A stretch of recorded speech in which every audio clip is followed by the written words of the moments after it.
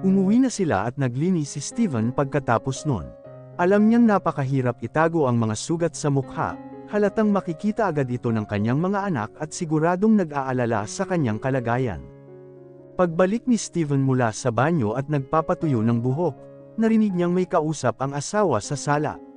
Dahil sa curiosity, naglakad siya palapit at nalaman niyang ang kausap ng kanyang asawa sa mga oras na ito ay si Chris. Si Chris mismo ay nag-alala pa nang makita ang estado ni Steven na mukhang napakagulo. Madaling hulaan na sa mga oras na ito, nakipagtalo lang si Steven sa isang tao na halos nasugatan ang buong mukha niya. Anong nangyari sa mukha mo? Seryosong tanong ni Chris habang papalapit kay Steven na nagpapatuyo pa ng buhok gamit ang tuwalya. Hindi sumagot si Steven, nagkibit balikat lang. Hindi na importante, sabi ni Steven. May nagtulak ba sa'yo na pumunta dito? Tanong pa ni Steven pabalik. Well, I heard about you. Sabi nila nawalan ka na ngayon ng posisyon bilang presidente ng kumpanya. Bumantong hininga ulit si Steven. Bukod kay William, may malasakit din sa kanya itong kaibigan niya. Pasok ka muna. Dinala ni Steven si Chris sa kwarto niya, sumunod naman si Camila sa likod.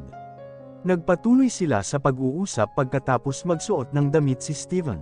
So what have I missed here? How did you lost that position and instead ay pinalitan ng little brother mo? Napahila mo si Steven sa mukha. Kung tutuusin ay ayaw pa niya isipin mo ang sarili mo. Nangako siya kay William na pagkatapos nito ay babangon siya at gagawa ng sarili niyang kumpanya. Napakahabang kwento, baka balang araw masasabi ko lahat ng iyon.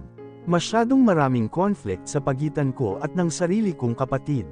Tinapik ni Chris ang balikat ni Steven. Hindi ko akalain na mangyayari to.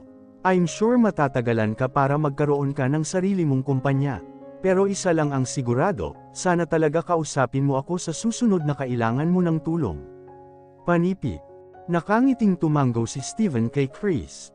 Ang kanyang away sa kanyang kapatid ngayon ay itinuturing na ang huling labanan. Hindi na niya aasikasuhin ang anumang bagay na nasa labas ng kanyang pamilya. Hindi ito mahalaga at hindi maiangat ang katayuan ng kanyang pamilya na sa kasalukuyan ay napakagulo. Actually, dumating ngayon si Chris hindi lang para tingnan kung ano ang kalagayan ng best friend niya, kundi para makilala din sina Athena at Dahlia. Ang mga quintuplet na nakarinig sa pag-uusap ng kanilang ama at ni Chris, ay labis na naawa sa kanilang ama. Hindi nila inaasahan na ganoon pala kalaki ang problema. Hindi pa nila nakikita ang magulong mukha ng kanilang ama sa ngayon dahil sa away. Pero ang importante dito ay kailangan nilang tulungan ang daddy nila para makabangon muli. I don't think we can stand still in this kind of situation. Hindi naman gaganda ang mga bagay kung wala tayong gagawin. Hindi lang natin mabibigyan ng magandang holiday si daddy, dapat makatulong din tayo. Bumalik si daddy sa dati niyang nadudungisan, at trabaho namin itong ayusin. Tumanggaw naman ang 4 pang tao bilang pagkumpirma sa sinabi ni Riley. Na-realize na lang nila na may kanya-kanyang talent pala sila. Minsan nalilito sila kung anong talento ba ang dapat nilang i-channel, pero sa mga ganitong sitwasyon ay parang may pumipilit sa kanila na ipakita agad ang kanilang kanya-kanyang talento. Wala nang oras para maantala.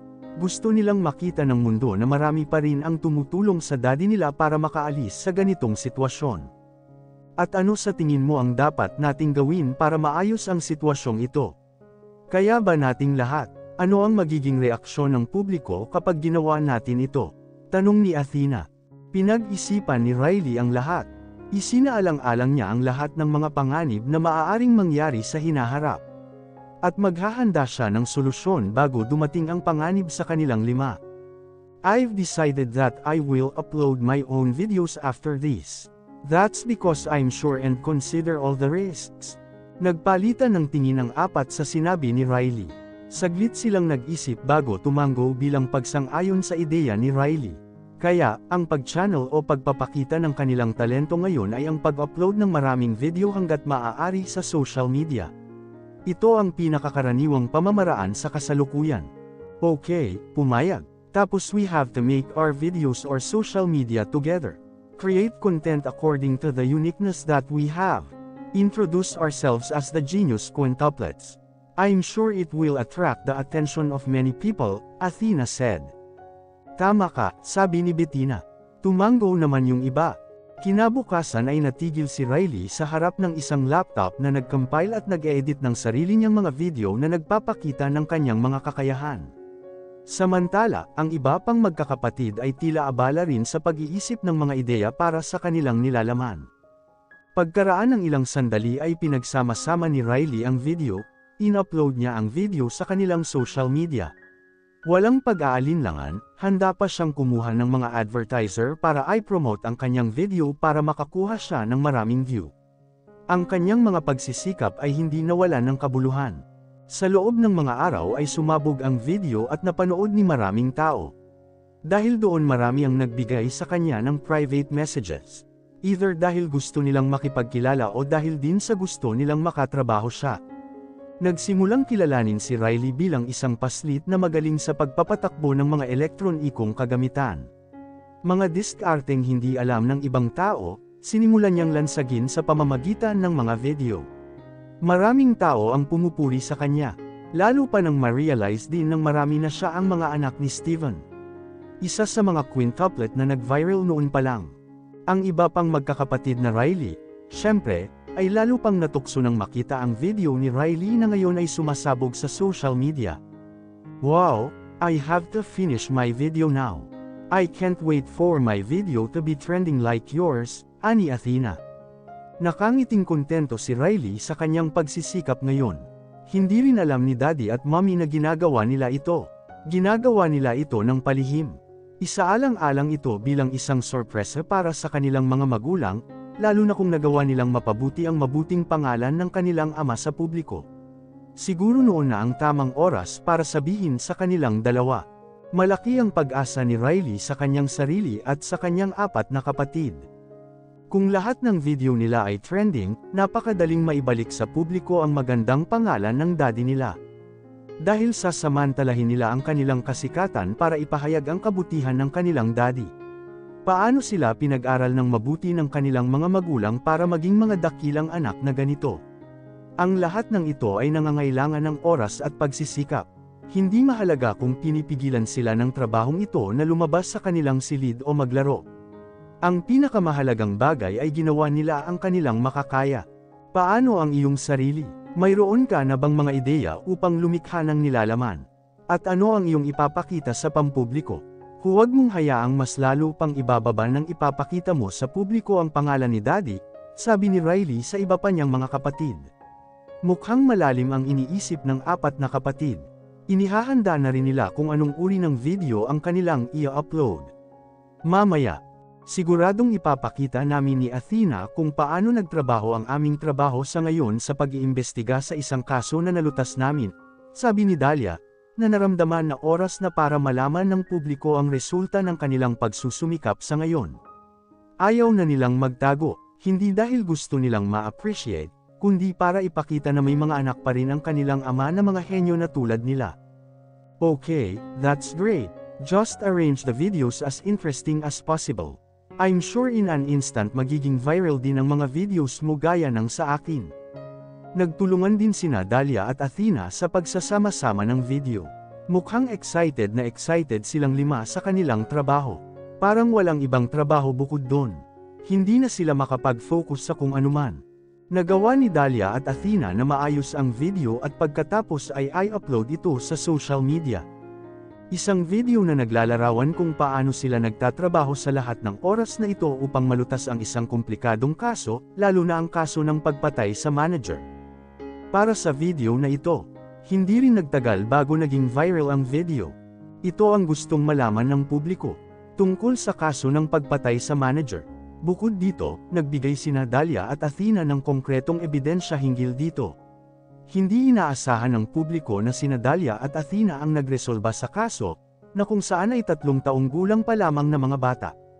Hindi rin naman sila nagduda, dahil mismong si Chris, ang detective, ay umamin na hindi nabunyag ang kaso dahil sa kanya lang. May tumulong sa kanya ngunit hindi pa alam ang pagkakakilanlan. Yes, it worked again. I'm sure after this magbabago ang isip nila at hindi na nila makikita si Daddy bilang masamang tao. Maniniwala sila na may 5 anak pa si Daddy na sobrang henyo tulad natin. Confident na nagsalita si Dahlia dahil sobra siyang natuwa sa kanyang video na matagumpay na nag-trending. Natuwa rin si Riley nang makita ito. Hindi rin siya gaanong masigasig sa paggawa ng mga bagong video dahil talagang marami sa kanilang mga taga-subaybay ang nagbibigay sa kanya ng maraming kahilingan sa video. Maraming mga artikulo at mga post sa social media na ngayon ay tumatalakay sa kanila. Marami pa rin ang hindi nag-iisip na hanggang ngayon ay may 5 anak na si Steven na may kanya-kanyang talento. 5 bata na tila nagtago sa mundo at ayaw malaman ng kahit sino. Ang quintuples ngayon ay nagsimulang magpahayag ng kanilang talento na ikinagulat ng marami. Nangunguna ang quintuples video bilang ang pinaka-trending na video ng linggo. Ang nakakagulat na balita ay nagmula sa pamilya Steven na may 5 anak na ikinagulat ng maraming netizens. Ganyan ang mga pamagat ng mga artikulo na lumalabas sa social media o iba pang platform. Mayroong maraming mga freelance na manunulat na nagsasalita tungkol sa kanila. Iyon ay ginawa nilang sigurado na ito ay malapit nang makuha ang atensyon ng pambansang telebisyon. Nakikita mo ang mga komento nila. Ngayon ay nagbago na ang kanilang isip at hindi na nag-iisip ng masama kay Daddy, ani Dahlia habang binabasa ang lahat ng komento sa kanilang social media. Natuwa rin ang ibang magkakapatid nang mabasa rin nila ang mga komentong iyon. Siyempre, ang pagiging viral ng The Quintuples ay hindi lang makikita ng mga taong dati ay hindi kilala ang pamilya Steven, ngunit madaling makilala ng mga taong kilala na si Steven, kasama sina Chris at William, na mukhang nagulat nang makita ang 5. Naging trending topic sa social media ang mga bata sa loob ng ilang araw at halos 2 linggo pa. Sa kasamaang palad, si Steven at ang kanyang asawa mismo ay hindi ito napagtanto dahil sila ay masyadong mahiyain upang isipin ang tungkol sa bagong negosyo na kanilang itatayo. Hindi rin sila nagmukhang kaina-hinala ng ang kanilang 5 anak ay bihira na ngayong lumabas ng kanilang mga silid at mukhang napakasmug sa kanilang mga cellphone o laptop sa silid. Noong mga oras na iyon, agad na tinawagan ni Chris ang kanyang matalik na kaibigan para batiin dahil kilala na ang 5 anak ni Steven at nagtagumpay na muling itaas ang magandang pangalan ni Steven sa publiko. Si Steven, na nakarinig nito, ay nagulat syempre dahil siya mismo ay hindi alam na ngayon ang kanyang mga anak na babae ay isang trending topic. Ano, silang 5, pero paanong posible iyon? Agad namang kumunat ang noo ni Chris na narinig ng matalik niyang kaibigan. Napagtanto niyang hindi pa ito alam ni Steven. Hindi mo alam kung ano ang ginagawa ng iyong mga anak. Masigasig silang nag-upload ng mga video sa kanilang social media na nagpapakita ng kani-kanilang mga talento. Nakakakuha ito ng atensyon ng publiko at sa huli ay trending topic sila ngayon kahit ilang araw pa lang ang nakalipas. Kung ikaw ay hindi, huwag kang maniwala, ngayon ay buksan mo ang iyong sariling social media o tumingin din sa mga nagte-trend na artikulo mga ilang araw na ang nakalipas. Si Camila, na narinig din ang boses ni Chris mula sa kabilang linya, agad na kinuha ang sariling cellphone at hinanap ang mga balitang iyon. Ganon din kay Steven, at totoo ang sinabi ni Chris. Lalong nagulat sina Steven at Camila. Not only that, but in every one of those videos, laging binabanggit ng mga quintuplet ang pangalan ng daddy nila, ipinaliwanag sa media na ang daddy nila ang the best daddy ever. Anyway, ginagawa nila ang lahat para baguhin ng mga tao ang kanilang masamang pag-iisip tungkol kay Steven. Pero, syempre, maraming bagay ang ikinabahala nilang dalawa sa kanilang mga anak na sikat na ngayon. Natatakot silang may masamang mangyari sa kanila dahil dito.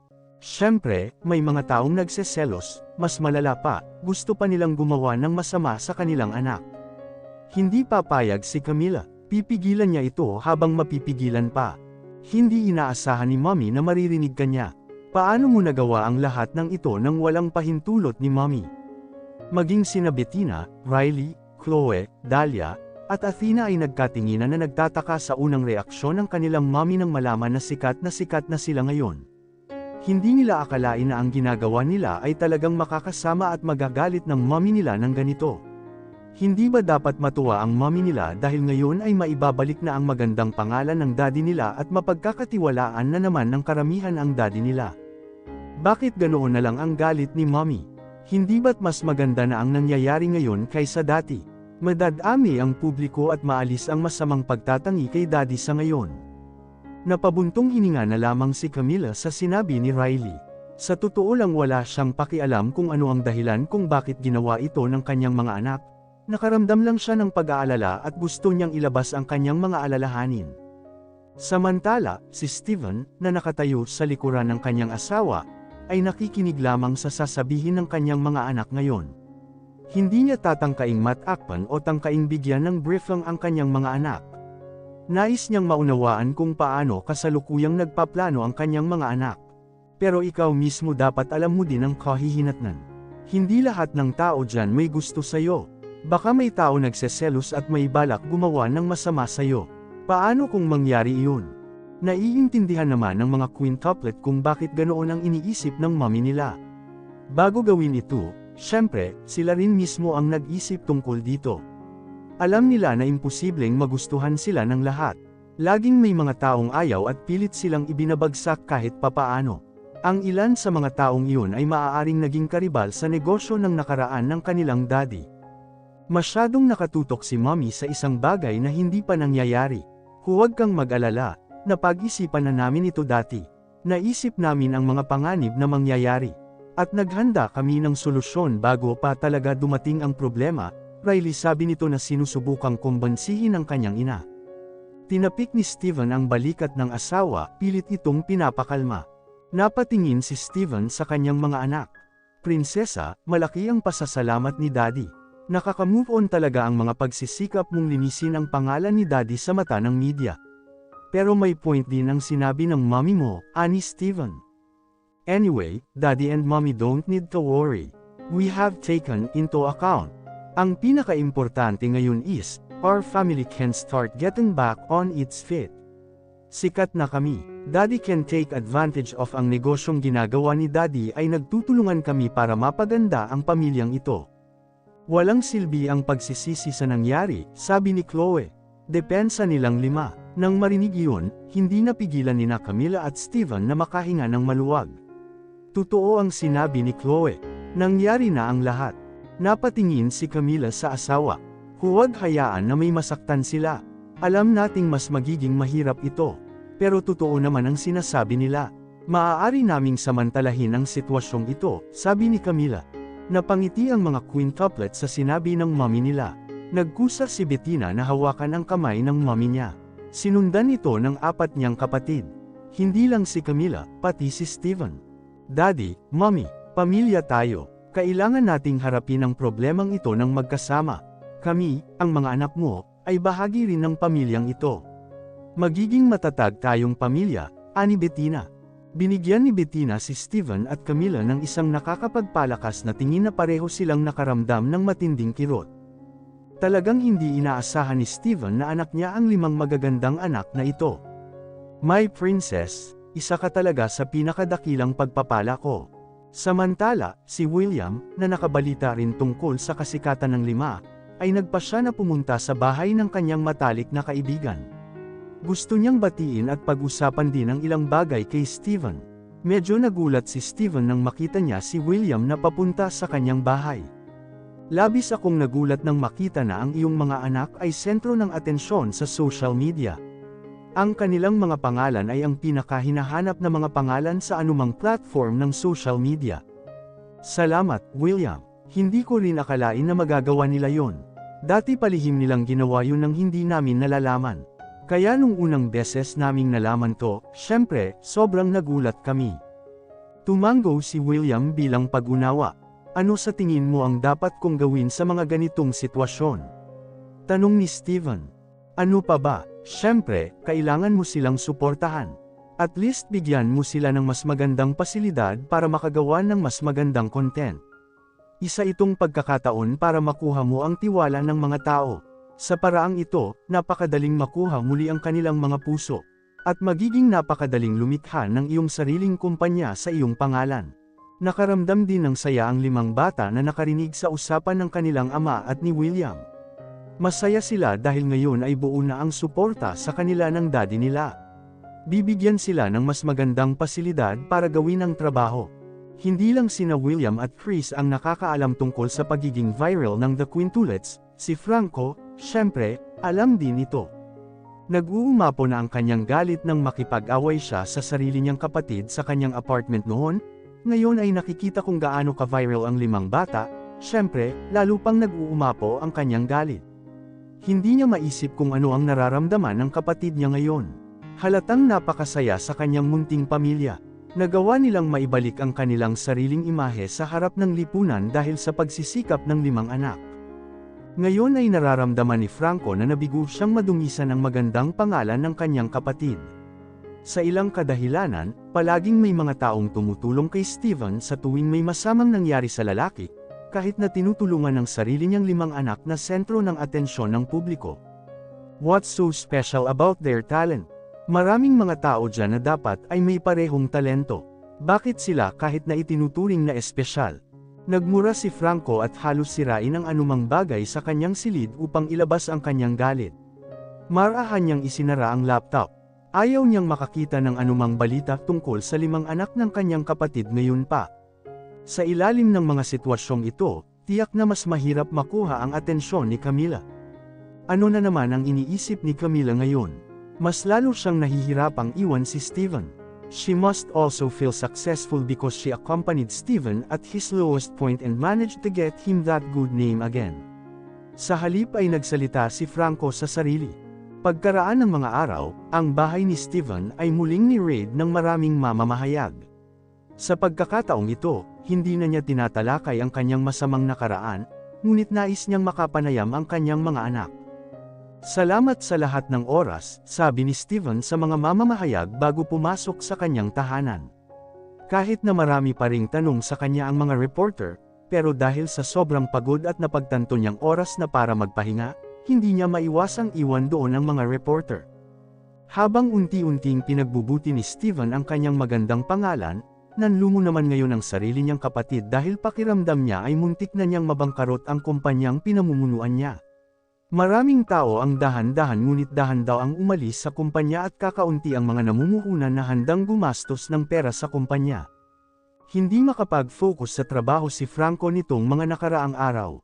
Hindi ko alam kung masyado ba siyang nag-iisip o nagseselos din siya sa kasalukuyang buhay ng kapatid niya o sa ibang dahilan. Pero ang sigurado ay dahil doon ay muntik na niyang gawing free fall ang kumpanyang ito at halatang wala ng pag-asa. Anong ginagawa mo sa lahat ng oras na ito? Bakit hamina ang iyong pag-unlad sa trabaho? Pinalayas mo ang mga mamumuhunan. Ngayon kahit si Caroline ay nagalit sa kanya. Biyamed siya para sa lahat ng nangyari. Nakikiusap ako na huminahon ka muna. Ako rin mismo ang nag-iisip ng solusyon sa problema natin. Hindi naman sa balak niyang tumakas sa responsibilidad. Kailangan lang niya ng panahon para mapag-isa para makapag-isip siya ng solusyon sa lahat ng problemang kinakaharap niya ngayon. Hindi niya kailangan ng pangungulit o payo. Paano ako makakalma sa ganitong sitwasyon? Si Ivana mismo ay ayaw pang sumali sa kumpanya natin. Kailangan nating gumawa ng paraan pati na rin ang solusyon sa lalong madaling panahon. Alam ko, Ma'am, kaya't pabayaan mo na ako. Hahanapan ko ng solusyon ang problemang ito. Samantala, sa kabilang banda, hindi talaga gusto ni Ivana ang nangyari kamakailan. Hindi niya hahayaang manatili kay Steven ang kaligayahang iyon. Teka lang, hindi magtatagal ang 5 bata na ito sa kanilang tagumpay at kasikatan. Soon sila na mismo ang magdadala ng kahihinatnan ng kasikatan na ito. Dapat alam nila na ang pagiging popular ay napakahirap, ani Ivana.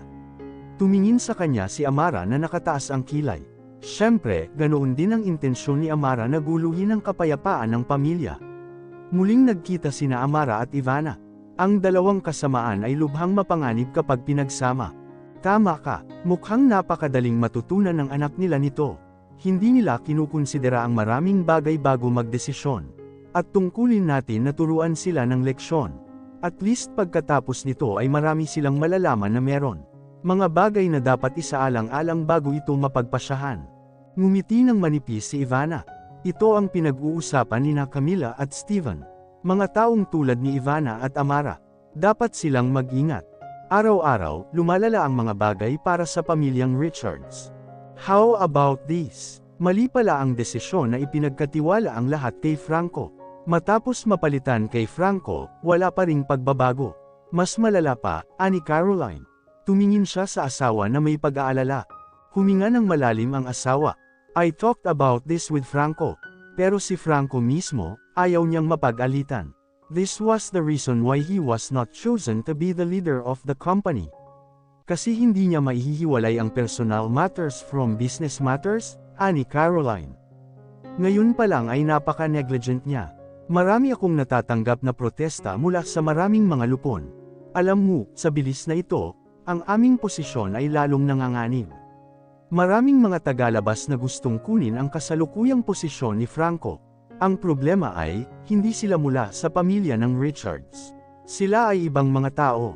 Tumango si Mr. Richards bilang pag-unawa. Hinaplos niya ang likod ng kamay ng asawa. Tama ka, hindi pa ito ang panahon para gawing pinuno si Franco.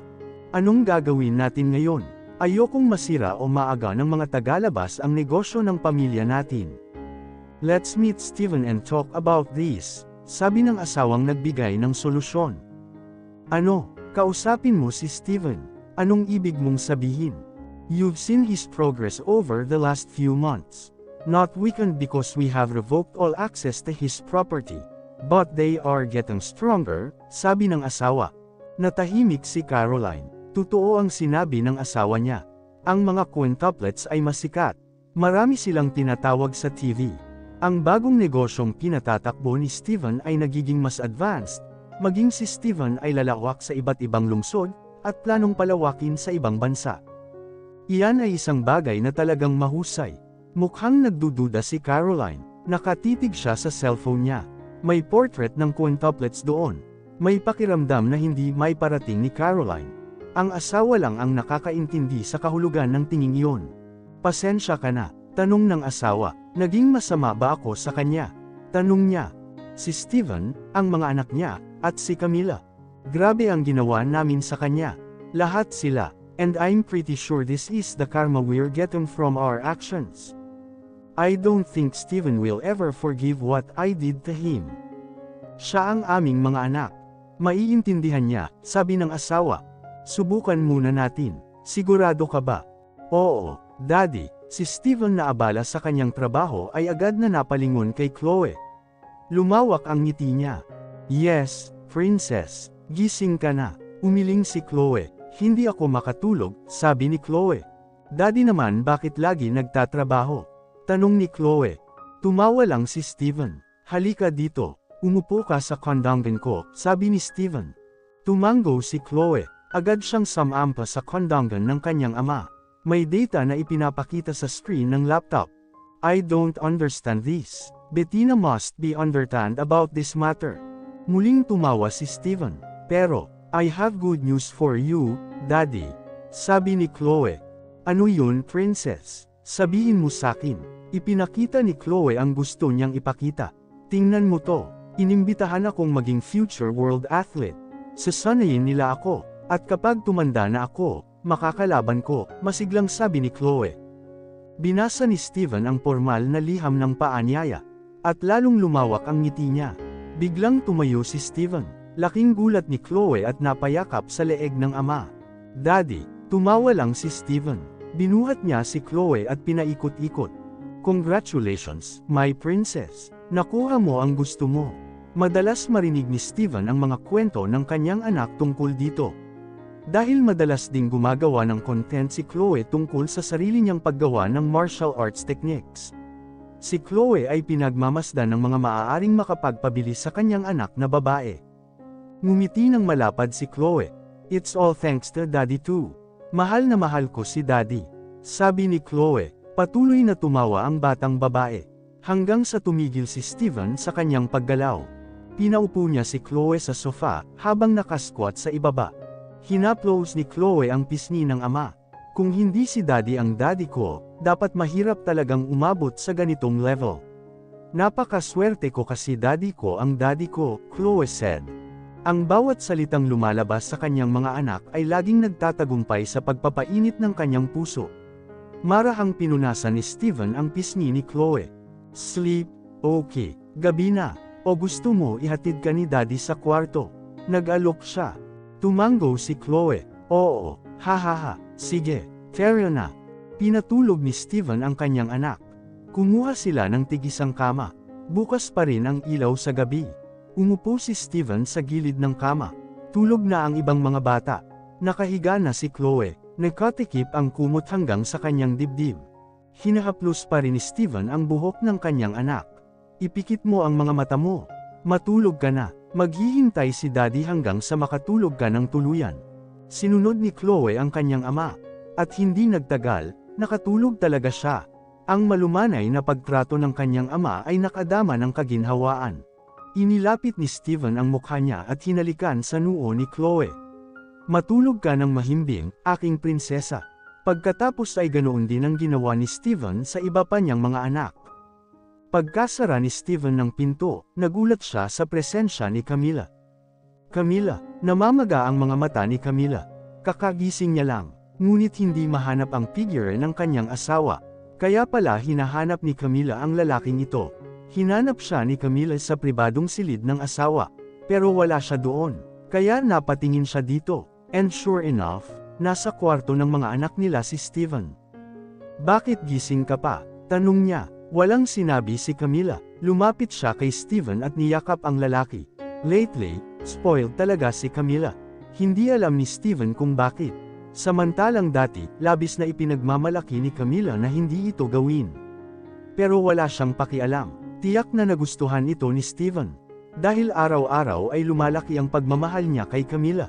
Bukod dito, alam niya, hindi siya iniwan ni Camilla noong napakahirap ng kanyang kalagayan. Wala ka sa tabi ko, sabi ni Camilla sa paos na boses. Walang sinabi si Steven. Pinunasan niya lang ang likod ng ulo ni Camilla. May trabaho pa talaga si Steven. Pero hindi niya kayang makitang hindi natutulog si Camilla. Tulog na tayo. Nandito sila ngayon sa kama nila. Magyakapan. Mag-pillow talk ka. Bakit? Nagde-daydream ka, biglang sabi ni Camilla. Anong iniisip mo? Tanong niya. Ngumuso si Steven.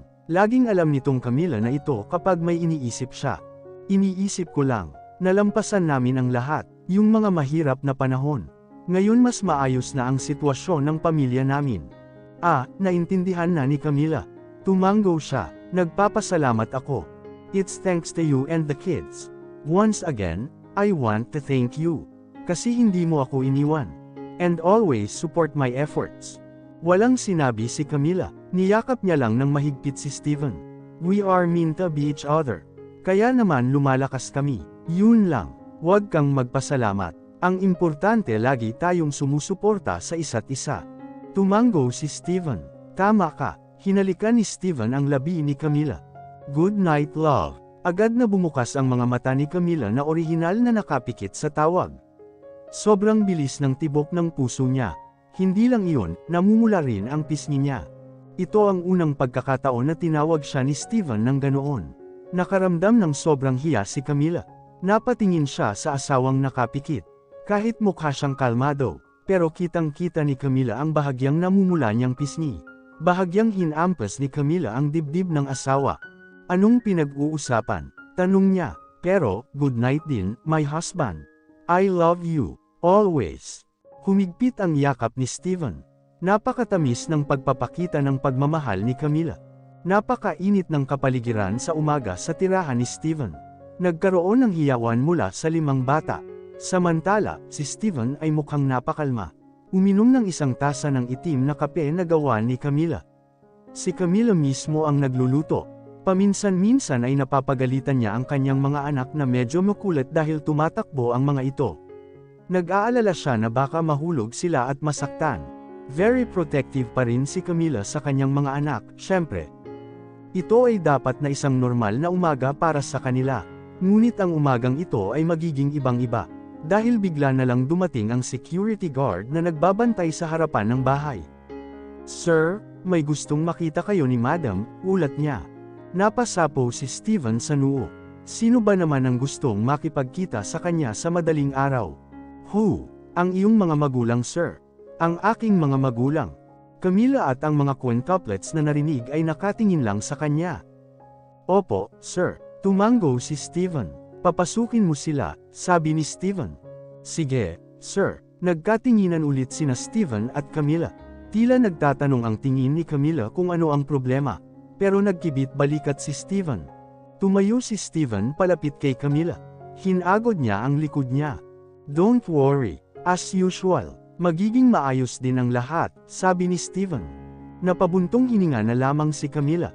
Daddy, dumating ang mga quintuplets. Naunawaan din ni Steven ang iniisip ng kanyang mga anak.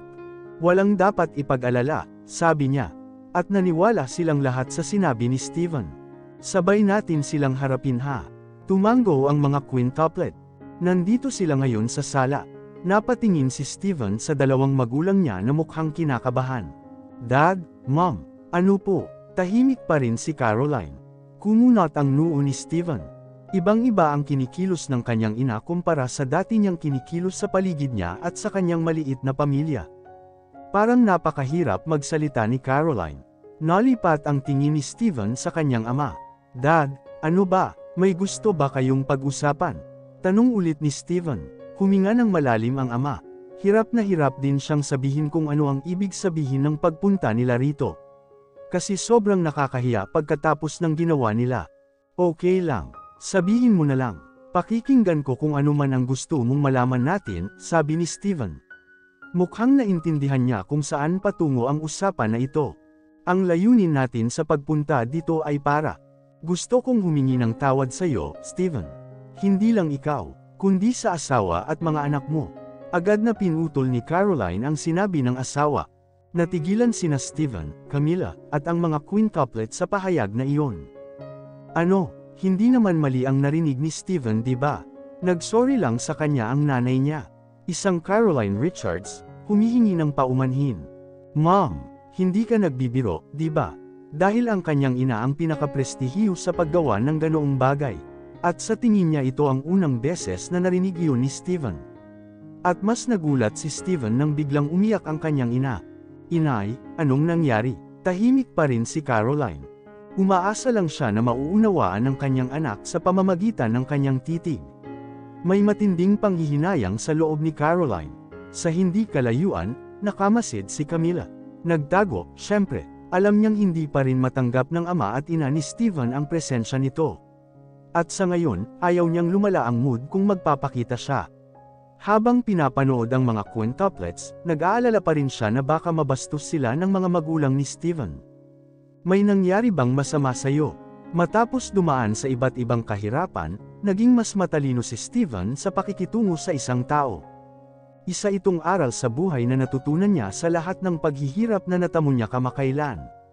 Sa katunayan, kadalasan, siya na laging may sama ng loob sa sinumang nagdulot sa kanya ng kaguluhan, wala siyang nararamdamang sama ng loob sa kanyang mga magulang. Sa totoo lang, gustong magpasalamat ni Steven. Dahil kung hindi rin dahil sa tulong nila, hindi malalaman ni Steven na nakayanan niya ito. Siyempre, kasabay ng presensya ni Camilla at ng kanyang napakagaganda at kaibig-ibig na mga anak sa tabi niya. Pagkasabi niya noon ay biglang napaluha si Caroline. Siyempre, hindi inaasahan ni Steven ang ganoong reaksyon mula sa kanyang ina. Agad na lumapit ang kanyang ama kay Caroline at niyakap ito. Sinusubukang manalo sa kanyang asawa, na ang pag-iyak ay palakas ng palakas. To the point, hindi siya makapagsalita. Napatingin si Steven sa kanyang ama. What happened, father? Hindi ko nga maintindihan eh. Bakit bigla kang lumapit sa akin at humingi ng tawad? Huminga ng malalim ang kanyang ama.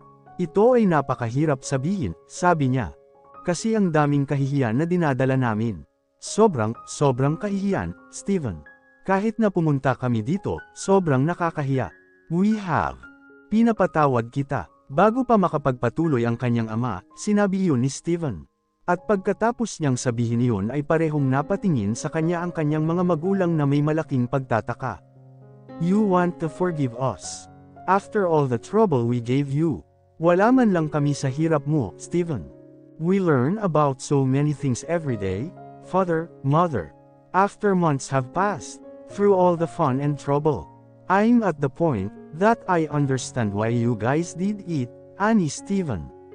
Nang marinig iyon, mas lalong naputol ang iyak ni Caroline. Labis siyang naantig nang marinig ang paliwanag ng kanyang panganay. Lumapit siya kay Steven at saka lumuhod sa harap ng anak. Mom, Lola, Caroline. Nagulat ang lahat ng nakakita sa eksena. Itinikom pa ni Camilla ang nakabukang bibig. Nagbago na talaga siya, sabi niya sa loob-loob. I'm so sorry, Steven. Pagkaalis mo, maraming setbacks ang nangyari sa bahay, sa kumpanya, sa iba't ibang aspeto, ani Caroline. Hindi lang iyon, pero pinagmumultuhan din ako ng iba't ibang panghihinayang. Franco, ang kapatid mo ay sobrang nanlumo. Hindi ko rin kayang makita siyang nanlumo. Iba't ibang mga pressure ang nagmula sa iba't ibang anggulo para gawin ang kapatid mo. Napakagulo ng kondisyon. Ang kumpanya ay nanganganib na mabangkarot, sabi ni Caroline. Ngayon naiintindihan na ni Steven. Mom, huwag mo namang gawin ito. Ikaw ang aking ina. Maupo ka, sabi ni Steven. Tinulungan niya ang kanyang ina na makaupo. Kumuha ng tisyo at ibinigay sa ina para panasan ang mga luhang patuloy na umaagos. Medyo magulo ang kalagayan ng kanyang ina. Namumula ang mga mata at dulo ng ilong niya. Steven, we only came to apologize to you. No other reason. At laking gulat namin na madali mo kaming napatawad. Talagang hindi inaasahan ni Daddy na naging mapagpatawad ka pala, sabi ng ama. Hindi umimik si Steven, binaling niya lang ang tingin niya sa mga anak niya na nakatingin din sa kanya. Paminsan-minsan ay tumingin sa kanilang lola na may hitsura ng awa. Princess, halika rito, sabi ni Steven sa malumanay na tono. Ang mga quintuplet na walang gaanong tinatanong ay agad namang sumunod sa gusto ng daddy nila. Tinitigan ng mga magulang ni Steven si Steven at ang mga quintuplet. Isa-isang pinagmamasdan ang mukha ng mga anak ni Steven. Camilla, tawag ni Steven. Nilakasan niya ang boses niya para marinig siya ng asawa. Bahagyang hindi handa si Camilla nang ipatawag siya.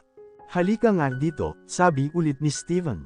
Hindi alam ni Camilla ang dahilan kung bakit siya tinawag ng asawa. Pero dumating pa rin siya. Nagkatinginan sina Steven at Camilla. May ipinahiwatig na mensahe ang kanyang asawa sa pamamagitan ng tinging iyon, at pakiramdam ni Camilla, naiintindihan niya ang ibig sabihin nito. Umupo siya sa tabi ng asawa. Diniinan ni Nadalia at Athena palapit ang katawan nila kay Camilla, at agad na niyakap pa sila ni Camilla. Hinaplos ito ng kanyang mga daliri, para siyang kumalma. Sa totoo lang, hindi pa rin handang tanggapin ni Camilla ang pagtanggi ni Caroline sa kanyang mga anak. Natatakot lang ako na hindi matanggap ang mga anak ko. Tungkol sa aking sarili, sanay na ako at walang problema. Wala rin akong pakialam doon. Napatingin si Caroline kay Steven. Dahil sa kanila, huling sabi ni Steven. Kung wala sila, siguro hindi ako magiging kasing tanggap ko sa'yo. Ikaw na kasama ko sa mahabang panahon. Siyempre, you guys know best me. But somehow, the sense of Camilla and may mababago ako ng mga bata kahit kaunting pagbabago lang, sabi ni Steven.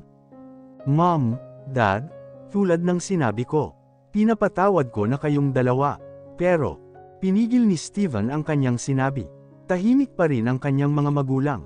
Hinihintay na ipagpatuloy ni Steven ang kanyang sasabihin. I want you to accept the presence of Camilla and my children. Accept their presence graciously.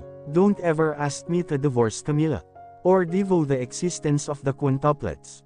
Because that will always be impossible for me, sabi ni Steven. Hinawakan ni Caroline ang kamay ng asawa. Medyo malakas ang pisil. Sari-saring emosyon ang nararamdaman niya ngayon. Batiin mo ang lola at lolo mo, sabi ni Steven.